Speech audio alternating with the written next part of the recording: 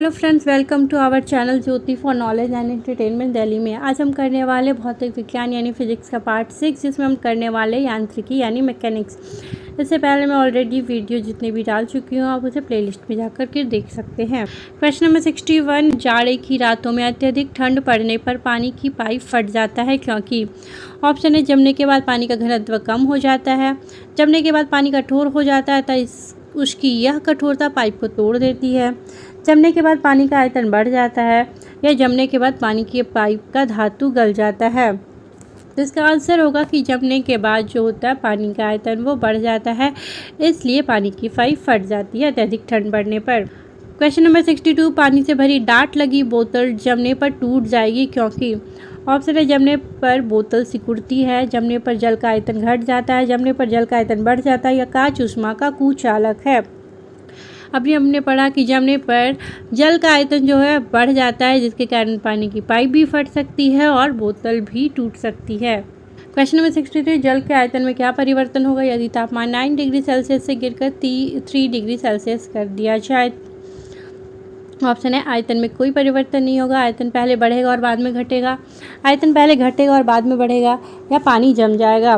तो इसका आंसर है कि आयतन जो है पहले घटेगा और बाद में बढ़ेगा, क्योंकि ये 9 डिग्री सेल्सियस से कम हो रहा है। तो 4 डिग्री सेल्सियस पे जो जल का आयतन होता है वो सबसे ज़्यादा होता है। क्वेश्चन नंबर 64, एक बीकर में पानी बर्फ़ पर तैर रही है, जब बर्फ़ पूर्णतः पिघल जाएगी तो बीकर में पानी का तल ऑप्शन है बढ़ेगा, घटेगा, उतना ही रहेगा, या पहले बढ़ेगा बाद में घटेगा।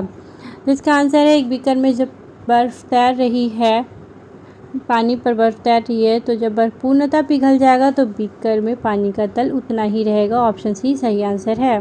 क्वेश्चन नंबर 65, जब किसी बोतल में पानी भरा जाता है तो और उसे जमने दिया जाता है तो बोतल टूट जाती है क्योंकि ऑप्शन है पानी जमने पर फैलता है, बोतल हिमांक पर सिकुड़ती है, बोतल के बाहर का तापक्रमण अंदर से ज़्यादा होता है, या पानी गर्म करने पर फैलता है।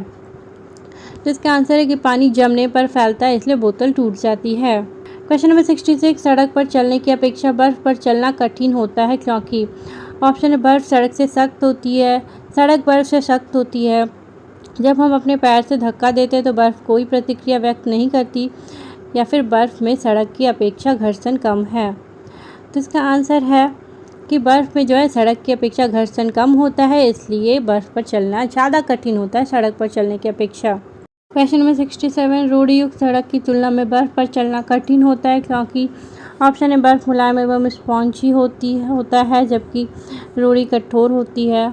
ऑप्शन बी, पैर तथा बर्फ़ के मध्य घर्षण बल रोड़ी एवं पैर के मध्य घर्षण बल की तुलना में कम होता है, बर्फ़ पर घर्षण बल रोड़ी की तुलना में अधिक होता है, या उपयुक्त में से कोई नहीं।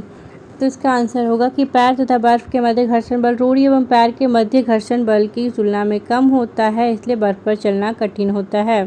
क्वेश्चन नंबर 68, लकड़ी के सिलेंडराकार पात्र को खींचने की जगह लुढ़काना आसान होता है क्योंकि ऑप्शन है जब उसे खींचा जाता है तो वस्तु का भार कार्यकारी होता है, ऑप्शन बी, लुढ़कन अवस्था का घर्षण बल फिसलन की अवस्था के घर्षण बल की तुलना में बहुत कम होता है, खींचने की अवस्था में सड़क के संपर्क में बैरल का पृष्ठ क्षेत्रफल अधिक होता है, या उपयुक्त विकल्पों में के अतिरिक्त कोई विकल्प। तो इसका आंसर हो जाएगा कि लुढ़कन अवस्था का घर्षण बल फिसलन अवस्था की घर्षण के बल की तुलना में कम होता है, इसलिए खींचने की जगह लुढ़काना आसान होता है सिलेंडराकार पात्र को। क्वेश्चन नंबर 69, एक नदी में चलता हुआ जहाज समुद्र में आता है तब जहाज ऑप्शन ए का स्तर पहले जितना होगा, थोड़ा ऊपर आएगा, थोड़ा नीचे आएगा, ऊपर या नीचे होगा, जो उसमें पड़े हुए भार पर निर्भर करता है। तो इसका आंसर है कि जब नदी में चलता हुआ जहाज समुद्र में आता है तो जहाज जो है वो थोड़ा ऊपर आएगा। ऑप्शन बी सही आंसर है।